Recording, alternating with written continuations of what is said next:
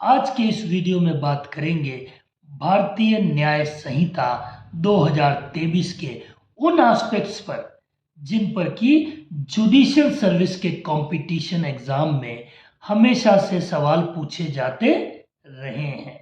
चाहे वो प्रीलिम्स का एरिया हो, मेंस का एरिया हो, दोनों ही एरियाज में कुछ टॉपिक्स ऐसे हैं जो कि इम्पोर्टेंट टॉपिक्स हैं। इन पर एक कॉम्पिटिटर को पैनी नजर रखनी चाहिए, इनमें से कुछ भी स्केप उसे नहीं करना है।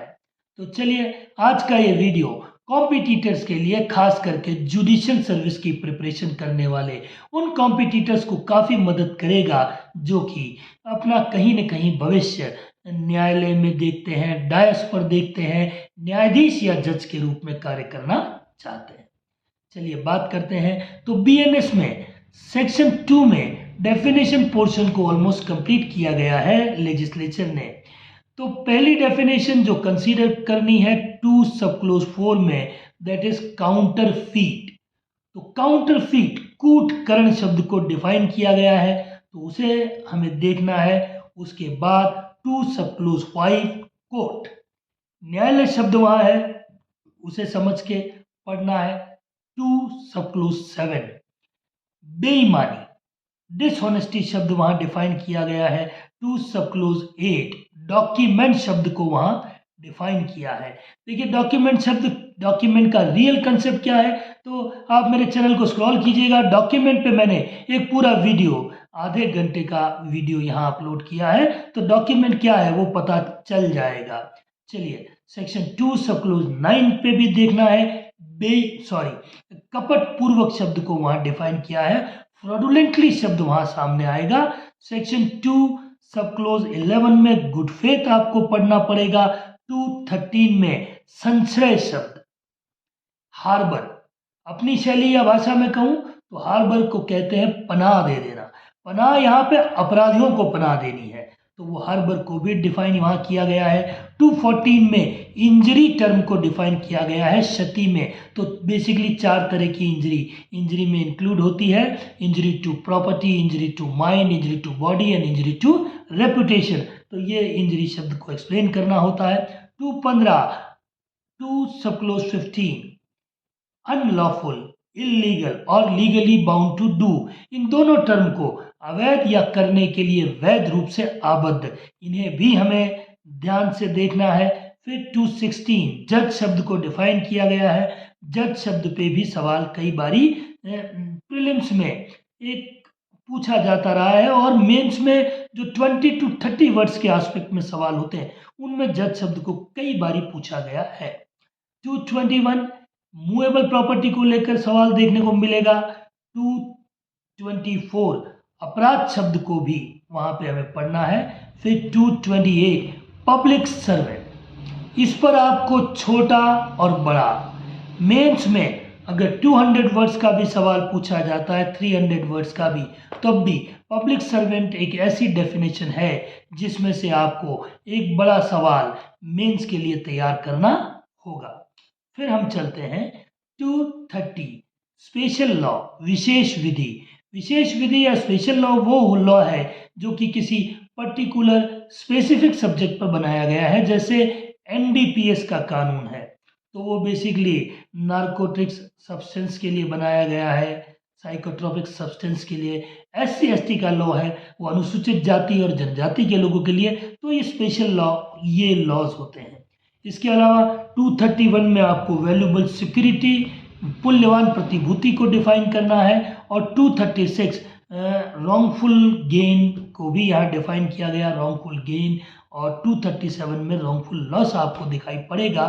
तो डेफिनेशन पोर्शन में मोटे मोटे ये जो डेफिनेशंस हैं, इनमें से भी आपको बेसिकली काउंटरफीट, कूटकरण, डिसऑनेस्टी, डॉक्यूमेंट, हार्बर, ऑफेंस, जज, कोर्ट, वैल्यूएबल सिक्योरिटी और पब्लिक सर्वेंट को ज़्यादा एम्फेसाइज करते हुए आगे बढ़ना है।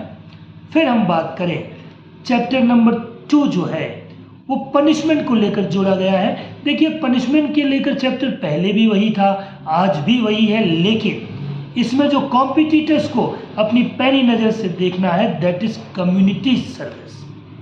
एक पनिशमेंट नया इंसर्ट हो गया है। तो कम्युनिटी सर्विस को लेकर एक छोटा और एक मेंस के दृष्टिकोण से बड़ा सवाल कॉम्पिटिटर्स को तैयार करना है। कोशिश रहेगी कि इस कम्युनिटी सर्विस पे बहुत जल्दी एक बड़े सवाल का वीडियो आप लोगों के सामने लेकर आऊँगा।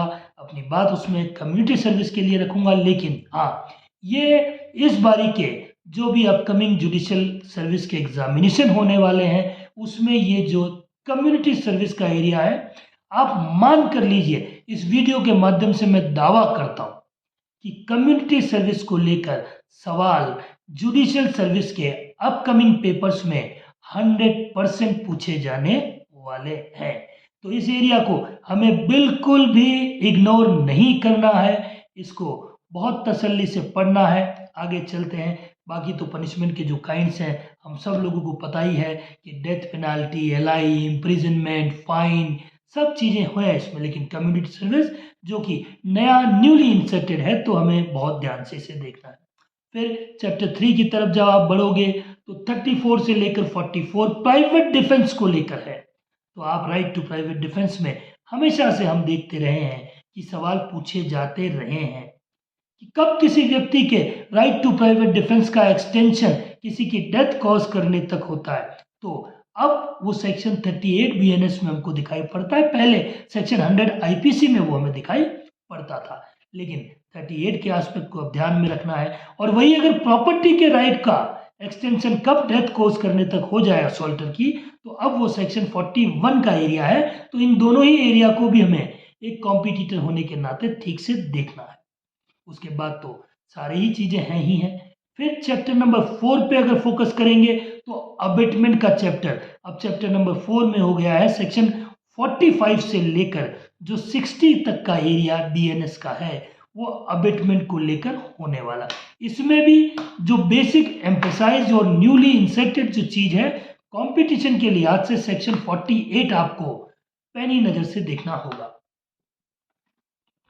तो सेक्शन 48 देखोगे कि भारत से बाहर अपराधों का भारत में दुष्प्रेरण, abetment in India, sorry, abetment beyond the India, offences committed within India या about to commit within India. तो ऐसे अपराध जो कि भारत में किए जाने हैं लेकिन भारत देश से बाहर कहीं उनके लिए अबेट किया जा रहा है, उकसाया जा रहा है, ईमेल किए जा रहे हैं ताकि भारत में बम फूट जाए, भारत में अपराध हो जाए।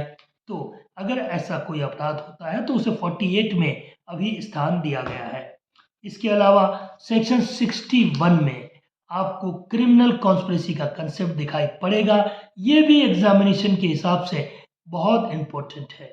जुडिशियल सर्विस के प्रीलिम्स के ऐसे कोई पेपर नहीं है जिनमें आप पुराने पेपर्स चेक कर लीजिएगा, 10 साल के पुराने पेपर, 15 साल के पेपर, आपको क्रिमिनल कॉन्स्पिरेसी से डायरेक्टली या इनडायरेक्टली कोई ना कोई सवाल जरूर दिखाई पड़ेगा। तो इसे भी एक कॉम्पिटिटर को बहुत अच्छी तरीके से डील करना होता है। फिर 62 प्रयत्न, देखिए पुरानी भारतीय दंड संहिता में इंडियन पिनल कोड में जो सेक्शन 511 हुआ करता था, 511 जो आखिरी सेक्शन हुआ करता था जो कि अटेम्प्ट को, ऑफेंसेस के अटेम्प्ट को पनिशेबल बनाता था, वही अब सेक्शन 62 में लेजिस्लेचर ने रख दिया है। तो इसको लेकर भी सवाल अक्सर पूछे जाते रहे हैं। एक जो अगला जो एस्पेक्ट है वो 69 प्रवंचनापूर्ण साधन, डिसेप्शन के जो मीन्स हैं उनको लेकर रखा गया है, तो उस पर भी ध्यान रखना है।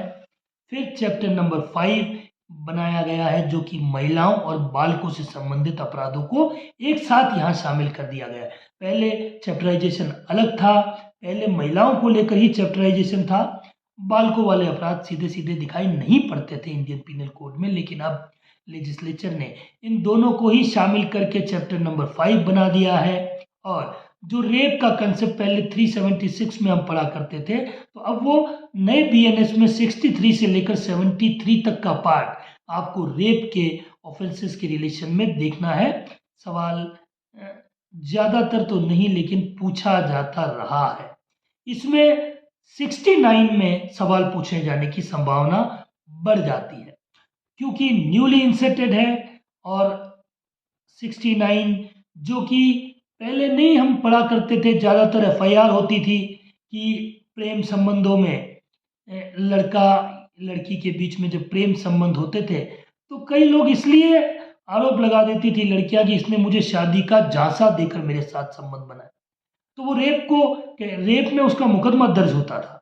तो अब उसके लिए सेक्शन 69 में स्पेसिफिक प्रोविजन कर दिया गया है कि कोई व्यक्ति अगर प्रवंचनापूर्ण साधनों से, डिसेप्शनफुल मीन से किसी लड़की के साथ इंटरकोर्स करता है तो ऐसा एक सेपरेट ऑफेंस यहाँ 69 में दिखाई पड़ रहा है। तो यहाँ पे ध्यान रखना है, इस पे थोड़ा सा एम्फेसाइज करना है, थोड़ा ध्यान से इसे पढ़ना है और याद भी रखना है। तो यहाँ से सवाल पूछने की संभावना भी 90% होगी। ठीक है, चलिए आगे बढ़ते हैं। फिर जो विवाह के विरुद्ध अपराध हैं वो सेक्शन 80 से 87 में आ गए हैं। तो विवाह विरुद्ध अपराध हो गया है, तो ऑफेंस अगेंस्ट मैरिज हो गए हैं। इसमें जो पहले हमारा 497 जो था, जो झार कर्म जो था, वो अब हटा दिया गया है, वो no longer is an offence हो गया है।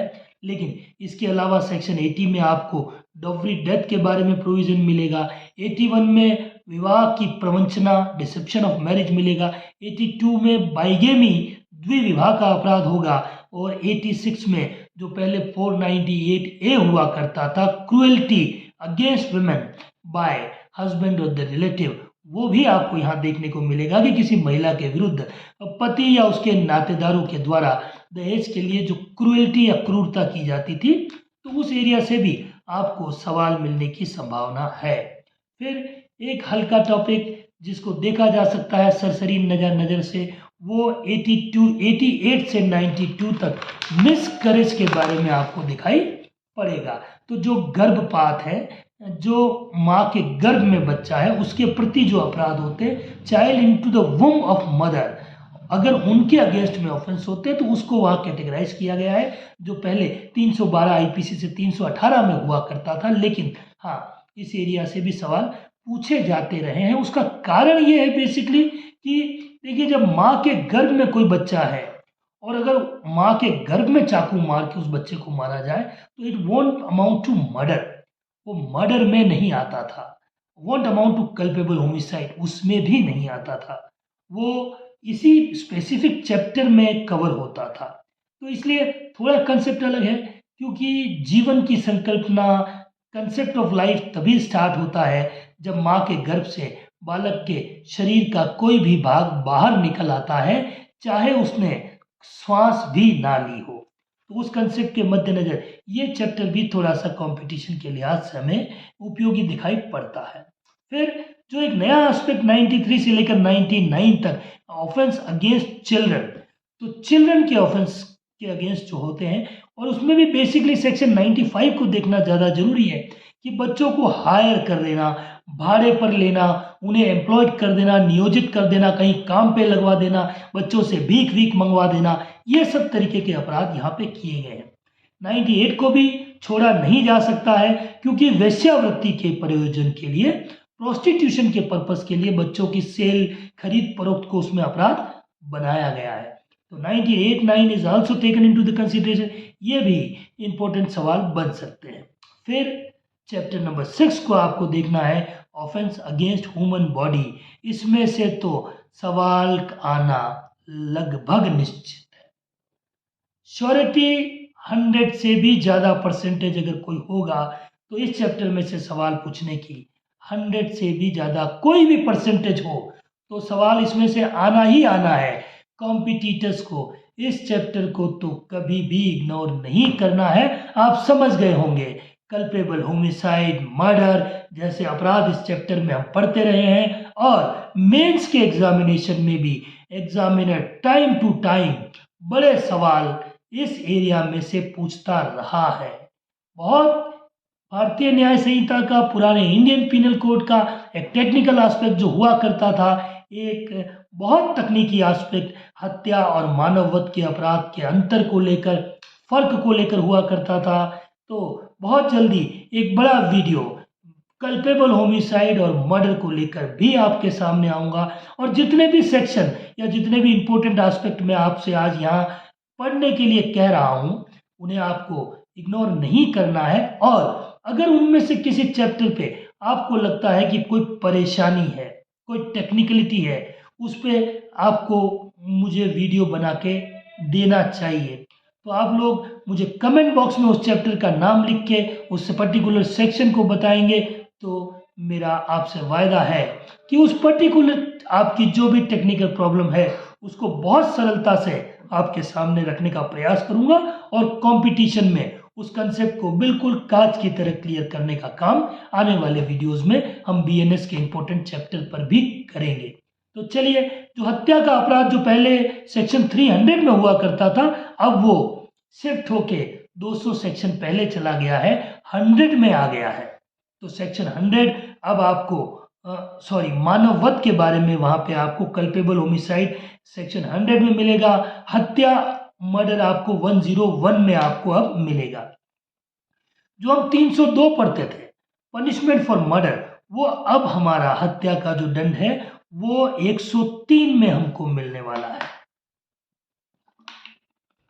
यहां से सवाल पूछा जाएगा, क्या सवाल है कि साहब 103 का क्लोज 2 आपको देखना होगा।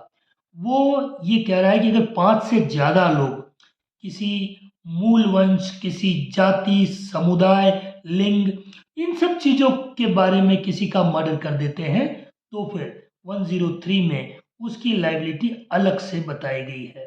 ठीक है। अब 106 उपेक्षा के द्वारा मृत्यु कारित करना, जो कि पहले 304A में आईपीसी में हुआ करता था, death causing by negligent act. ये सेक्शन में से सवाल आते रहे हैं और फिलहाल तो ये ज़्यादा जरूरी हो गया है, क्योंकि ये जो सेक्शन 106 है इसका क्लोज 2 अभी भारतीय न्याय संहिता में एप्लीकेबल नहीं किया गया है, जो कि आप सबको पता है कि 1 जुलाई 2024 से ये भारतीय न्याय संहिता हमारे न्यायालयों में एप्लीकेबल होने लगेगी। इसके अनुसार ही अब काम आगे चलेगा।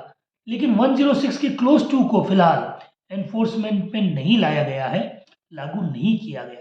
कौन सा? तो आप थोड़े दिनों पहले जाइए फ्लैशबैक में, आपको पता चलेगा कि ट्रक ड्राइवर्स सड़कों पर उतर आए थे, हड़ताल करने लगे थे। हिट एंड रन की बात हो रही थी कि उसमें सजा बढ़ा दी गई थी, तो उसी को लेकर विरोध हुआ पूरे देश में, और उसी विरोध के चलते हुए उसको फिलहाल सस्पेंड रखा गया है कि बाद में कभी लेजिस्लेचर उसे इन्फोर्स में लाएगा, जब तक कि लोगों को ना समझा दिया जाए कि ये प्रोविज़न कोई उनके अगेंस्ट में नहीं है। उनका इंटरप्रिटेशन ठीक से करना होगा और उसके बाद इसे भी जल्दी ही लागू किया जाएगा, ऐसा मेरा मानना है। चलिए फिर 108 आत्महत्या का दुष्प्रेरण, अबेटमेंट ऑफ सुसाइड, इसको भी हमें ठीक से देखना है। फिर हत्या का प्रयत्न 109 में अब हमको पढ़ने को मिलेगा। पहले हमें 307 307 में जो अक्सर अटेम्प्ट टू मर्डर के मुकदमे दर्ज हुआ करते थे, अब वो 109 में दिखाई पड़ेंगे। तो यहाँ से भी सवाल मेरा मानना है कि अटेम्प्ट टू मर्डर को लेकर कोई ना कोई सवाल नियमित रूप से रेगुलरली बेसिस पे कंपटीशन में पूछे जाते रहे हैं, तो हमें इसको भी नोटिस में ले लेना है। फिर 110 में मानव वध के लिए जो पनिशमेंट है कल्पेबल होमिसाइड का, खास बात इस चैप्टर की जहाँ पे अब सवाल पूछे जाने की गुंजाइश बहुत अधिक बन गई है, वो आपका संगठित अपराध, ऑर्गेनाइज्ड ऑफेंस, जो कि नए सेक्शन इंसर्ट किए गए हैं, सेक्शन 111, 111, 112, 112 और 113, 113। ये 3 जो सेक्शंस हैं, इसमें 113 तो आतंकवादी कृत्यों के बारे में, टेररिस्ट एक्टिविटी के बारे में आपको बताएगा, और बाकी 111 और 12 जो हैं वो ऑर्गेनाइज्ड ऑफेंस को लेकर, संगठित अपराधों को लेकर बात करने वाले हैं। फिर नॉर्मल से एस्पेक्ट है 114 से लेकर 114 से लेकर 125 तक, जो कि हमें हर्ट के बारे में, ग्रीवियस हर्ट के बारे में, रॉन्गफुल रेस्ट्रेन के बारे में, रॉन्गफुल कन्फाइंड के बारे में, उपहति हर्ट, ग्रीवियस हर्ट गौर उपहति, रॉन्गफुल रेस्ट्रेन, सदोष अवरोध और सदोष परिरोध, रॉन्गफुल कन्फाइनमेंट को लेकर देखने को मिलेगा। इसके अलावा बल, हमला, आपराधिक बल, ये भी इसी चैप्टर में है और ये भी इस चैप्टर के इम्पोर्टेंट पार्ट है। तो फोर्स को हमें कंसीडर करना है, हमें असॉल्ट को भी कंसीडर करना है, क्रिमिनल फोर्स को भी हमें देखना है। तो ये सब चीज़ें भी 137 में आपको, 137 से 146 में आपको किडनैपिंग और अब्डक्शन के बारे में भी लॉन्ग दिखाई पड़ेगा। ये भी कंपटीशन से अछूते नहीं रहे हैं। तो बराबर किडनैपिंग और अब्डक्शन को लेकर भी सवाल मेंस में पूछा जाता रहा है, प्रीलिम्स में भी पूछा जाता रहा है, और इनके बीच में डिफरेंस को लेकर कई बारी 50 वर्ड्स में सवाल पूछे जाते रहे हैं। तो हमें इस चैप्टर को भी 50 वर्ड्स के और 200-300 वर्ड्स के क्वेश्चन के रूप में तैयार करना है। और इस चैप्टर में कल्पेबल, होमिसाइड और मर्डर को भी आपको तैयार करना है। और बाकी तो आप इस चैप्टर में जो भी ऑफेंसेस हैं उनमें 50 वर्ड्स के या छोटे छोटे प्रीलिम्स के देहात से जितने सेक्शन मैंने अभी आपको बताए उसमें से सवाल पूछे जाने की संभावनाएं सर्वाधिक है। Chapter number 7, offence against state, तो वेजिंग वॉर, और ये सारे ऑफेंसेस इसमें हैं। एक बात ध्यान रखनी है कि जो सेडिशन का ऑफेंस था उसे नई भारतीय न्याय संहिता में हटा दिया गया है। तो अब वो राजद्रोह ना होकर के सिर्फ वेजिंग वॉर तक उसका कंसेप्ट रह गया है। देशद्रोह के रूप में हम पढ़े उसे तो ज़्यादा ठीक रहेगा।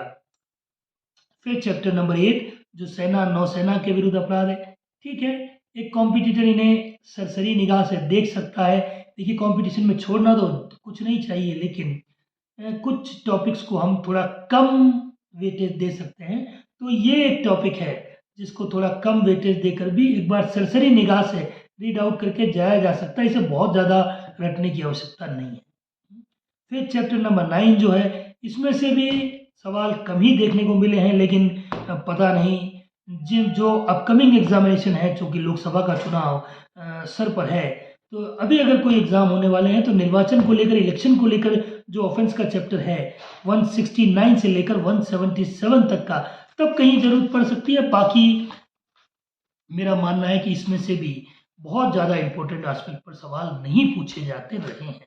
फिर chapter number 10, currency note, bank note, stamps के गड़बड़ी को लेकर इनके अगेंस्ट में जो ऑफेंस है 178 से 188 बीएनएस में दिए गए हैं, इनको भी गो थ्रू जरूर कर लेना चाहिए। लेकिन सवालों की जहाँ तक बात करें, पुराने अनुभव की बात करें, 10, 15, 20 सालों के जो जुडिशियल कंपटीशन के पेपर्स हैं उनमें इस एरिया से सवाल लगभग 2-5% पूछे जाने की संभावना रहती है। चलिए, फिर जो अगला चैप्टर है ये इंपॉर्टेंट होने वाला है कॉम्पिटिटर्स के लिए। इसमें से सवाल बनने की संभावनाएं 60 to 70% होती है। दैट इज लोक प्रशांति के विरुद्ध अपराध, offences against public piece and tranquillity. ये 189 से 197 तक का एरिया होने वाला है नए भारतीय न्याय संहिता में। और 189 में बेसिकली अनलॉफुल असेंबली, जो पहले 141 में हुआ करता था, वो अब आपको दिखाई पड़ेगा 189।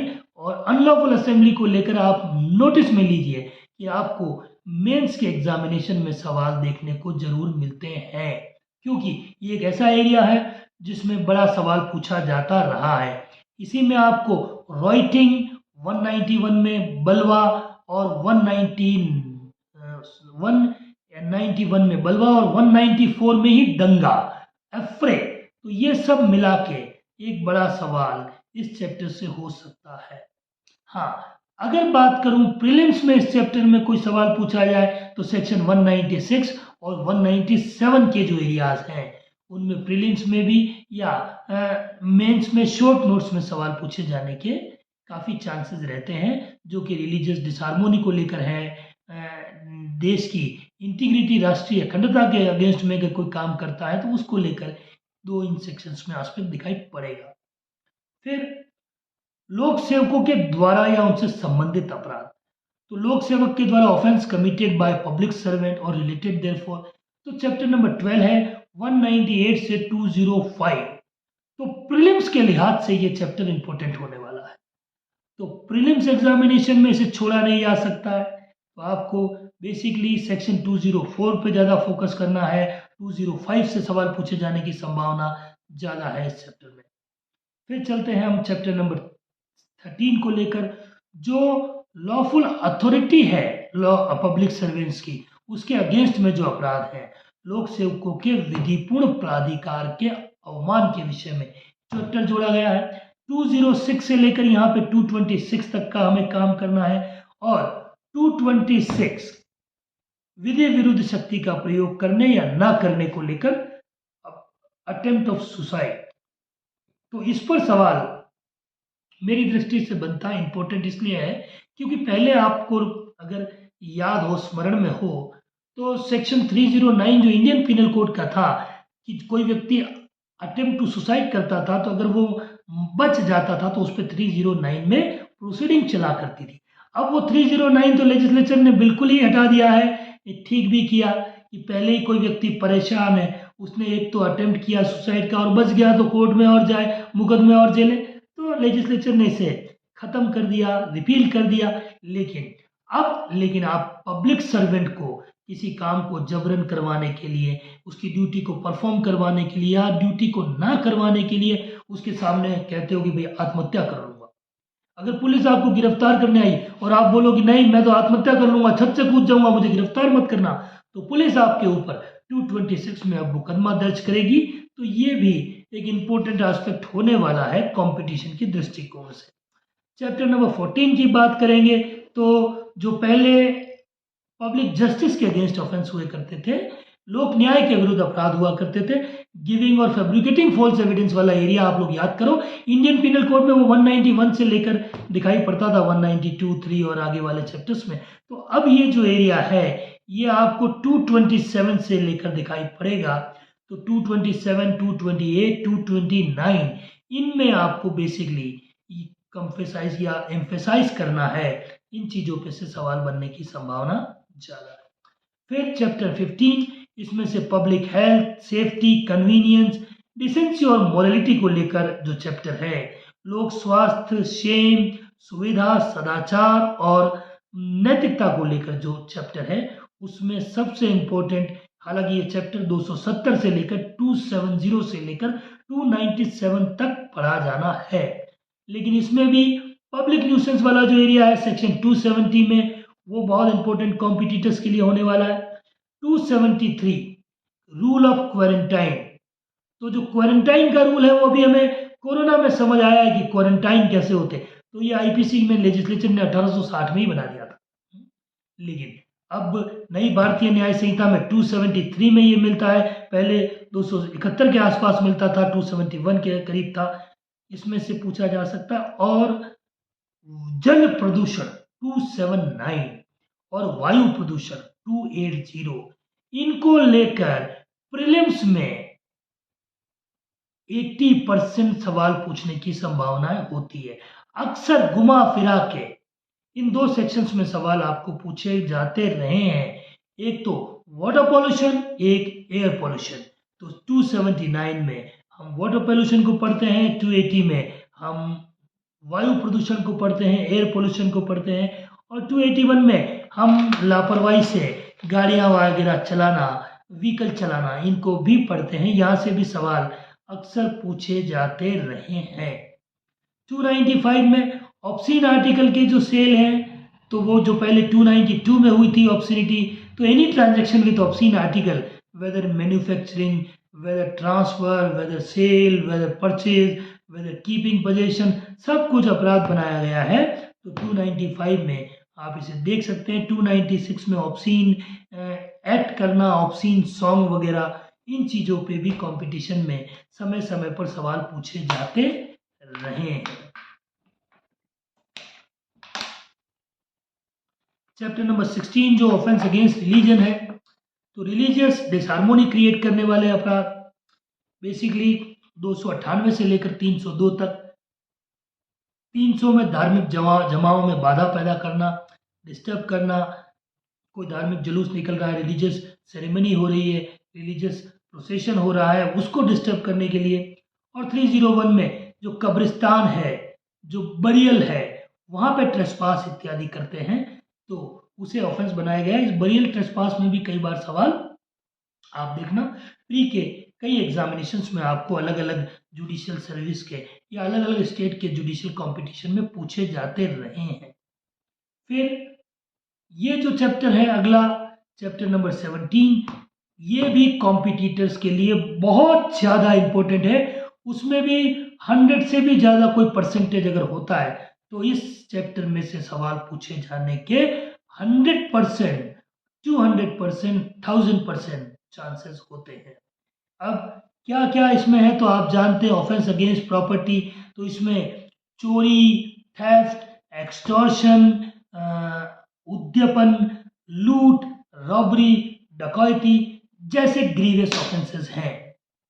देखिए, चोरी, एक्सटॉर्शन, रॉबरी, इनको लेकर आप चैनल को स्क्रॉल कीजिएगा, एक प्लेलिस्ट में तीनों के तीनों वीडियो आपको डिटेल में एक घंटे का, उसमें कुछ आधे घंटे के, और कांच की तरह प्योरली मैंने कंसेप्ट आपको समझाने का काम यहाँ पे किया है। तो मुझे नहीं लगता है कि उन तीनों वीडियो के बाद ऐसा कोई कॉम्पिटिटर के मन में चोरी, थेफ्ट को लेकर, एक्सटॉर्शन को लेकर और रॉबरी को लेकर कोई सवाल होने वाला है जिसमें कि मेरा स्टूडेंट गलती कर दे। ये नहीं हो सकता है। उन तीन अगर चैप्टर्स को ठीक से हमने 3 वीडियोस को देखा और चैप्टर्स को ठीक से आप पढ़ा है तो मेरा दावा है कि थेफ्ट, एक्सटॉर्शन और रॉबरी में कोई सवाल कभी कंसेप्चुअल गलत हो ही नहीं पाएगा। तो चलिए, एक जो चोरी के मामलों में 303 में जो सब्सिक्वेंट पनिशमेंट को लेकर पनिशमेंट बढ़ाई गई है उसको कॉम्पिटिटर को एक पैनी नज़र से देखना है। फिर एक नया न्यूली इंसर्टेड अपराध है तो उसे तो हमें ध्यान से देखना ही है, दैट इज स्नैचिंग, झपटेमारी को अपराध बना दिया गया है। फिर 308 में एक्सटॉर्शन है, 309 में रॉबरी है, न्यासभंग और क्रिमिनल ब्रीच ऑफ ट्रस्ट और क्रिमिनल मिसअप्रोप्रिएशन। तो 314, 314 और 316, 316 में हमको ये एरिया दिखाई पड़ेंगे। तो न्यास भंग वाले चैप्टर को भी आपको ठीक से पढ़ना है, लेकर चलना है। फिर स्टोलन प्रॉपर्टी से रिलेटेड चुराई गई संपत्तियां क्या होती है, तो dealing with stolen property, having possession of stolen property, सब चीज़ों पे कई बारी छोटे छोटे प्रीलिम्स के दृष्टिकोण से सवाल पूछे जाते रहे हैं। अगर देखिए, अगर इस चैप्टर में बड़ा सवाल बने तो चीटिंग को लेकर एक बड़ा सवाल जो कि 318 में अब दिया गया है, तो चीटिंग बाय पर्सोनेशन, इसको लेकर एक बड़ा सवाल, और चोरी, एक्सटोर्शन, लूट और डकैती को लेकर एक बड़ा सवाल, थेफ्ट, एक्सटोर्शन, रॉबरी एंड डकैती, उसको लेकर मेंस में एक मोटा सवाल इनके बीच में डिफरेंसेस को लेकर बनने की काफी संभावना होती है। फिर आखिरी फेज पर इस चैप्टर में ट्रेसपास, क्रिमिनल ट्रेसपास, जो 329 से 329, 330 ये सब चीजें दी गई हैं, तो यहाँ पर भी आपको दिखाई पड़ेगा। और एक बड़ा सवाल ट्रेसपास और criminal trespass, house breaking, lurking house breaking by night, ये सब चीजें यहाँ पे इस चैप्टर में हमको एज अ कॉम्पिटिटर देखने को मिलेगी और इन पे हमको एक छोटा सवाल तैयार करने हैं प्रीलिम्स के माध्यम से या प्रीलिम्स के पेपर के लिहाज से, ये चीजें होने वाली है। फिर एक बड़े एस्पेक्ट की बात करूं जिस पे बड़ा सवाल पूछा जाता रहा है प्रैक्टिस में मेंस के एग्जामिनेशन के लिहाज से, तो वो चैप्टर नंबर 18 आपका है। इसमें से भी मेरा मानना है कि 80 to 90% संभावना होती है पेपर में, मेंस के पेपर में, कि ये सवाल देखा जाता रहा है। क्या सवाल है, तो कि साहब फॉर्जरी का जो ऑफेंस है या फिर मेकिंग फॉल्स डॉक्यूमेंट जो है, तो फोर्जरी, कूट रचना का जो अपराध है जो कि 336 में आपको मिलने वाला है, कॉन्सेप्ट 335 में आपको दिखाई पड़ेगा कि फॉल्स डॉक्यूमेंट एग्जीक्यूट कैसे होता है। तो ये 336, 335, 341, 341 का क्लोज 3 और 4 एक कॉम्पिटिटर को अपनी पैनी नज़र से देखना है, इनमें से सवाल आएगा। फिर प्रॉपर्टी मार्क्स को लेकर छोटा सा एरिया है 345 से लेकर आगे, तो उसे भी हमें ध्यान में रखना है। फिर चैप्टर नंबर 19 जो भी प्रीलिम्स के एग्जामिनेशन के लिहाज से ज़्यादा इंपॉर्टेंट है मटेरियल है, इंटिमिडेशन, इंसल्ट और अनॉयंस, आपराधिक अभित्रास, अपमान और शोभ। तो इन विषयों को लेकर सवाल पूछा जाता रहा है। टेक्निकल बात करूं तो 351, 352, 354, 354 जो देवी प्रसाद का डिवाइन डिस्प्लेजर को लेकर कई बारी देखा गया है कि प्रीलिम्स में सवाल पूछा जाता रहा है। फिर 355 ये भी मेरे लिहाज से अपकमिंग एग्जामिनेशन का हिस्सा प्रीलिम्स में हो सकता है कि एक शराबी है, एक मत इंटॉक्सिकेटेड पर्सन है और पब्लिक प्लेस पर वो बड़ी हुड़दंग मचा देता है, तो पहले सिर्फ 10 रुपए का जुर्माना या 24 घंटे उसे जेल हो सकती थी, लेकिन अब वो जुर्माना 10 रुपए से बढ़ा के 1000 रुपए कर दिया गया है। तो यहाँ से एक क्वेश्चन होने की संभावना है। और एक बड़ा सवाल डिफेमेशन को लेकर 356 जो कि बीएनएस के 356 में डिफाइन किया गया है मानहानि को लेकर। तो डिफेमेशन के डेफिनेशन, डिफेमेशन के एसेंशियल एलिमेंट और डिफेमेशन के 12-13 एक्सेप्शन जो हैं उन सब को लेकर एक कॉम्पिटिटर को मेंस के एग्जामिनेशन में राइटिंग सब्जेक्टिव में एक बड़ा सवाल तैयार कर लेना है। तो देखिए आज के इस वीडियो में बीएनएस के सारे एस्पेक्ट को लेकर और कंपटीशन में कहाँ से छोटा कहाँ से बड़ा, किस में कौन सा एस्पेक्ट प्रीलिम्स में और कौन सा मटेरियल है मेंस के एग्जामिनेशन पे, उसको लेकर मेरी जानकारी के अनुसार आपके सामने विषय रखे। अगर आपको ये मेरा वीडियो हेल्पफुल लगा हो, कुछ कॉम्पिटिटर्स के लिए मदद करने वाला हो, तो मेरे चैनल को सब्सक्राइब कर दीजिए। आने वाले टाइम में आपके कमेंट बॉक्स में जिन भी सब्जेक्ट्स पर चीज़ें मुझे मिलेगी, जो सवाल आपके क्वेरीज होंगे, उन सब्जेक्ट्स को लेकर भी वीडियो लेकर आऊँगा। और अगले वीडियो में भारतीय नागरिक सुरक्षा संहिता जो कि पुरानी सीआरपीसी थी, उसमें कितने मटेरियल सेक्शन हैं, किन किन सेक्शंस को हमें प्रीलिम्स और मेंस के एग्जामिनेशन से के हिसाब से तैयार करना है, तो उसके बारे में आपको जानकारी दूंगा। तो कृपया चैनल को सब्सक्राइब कर लीजिए, बेल आइकन को प्रेस कर दीजिए। Thank you.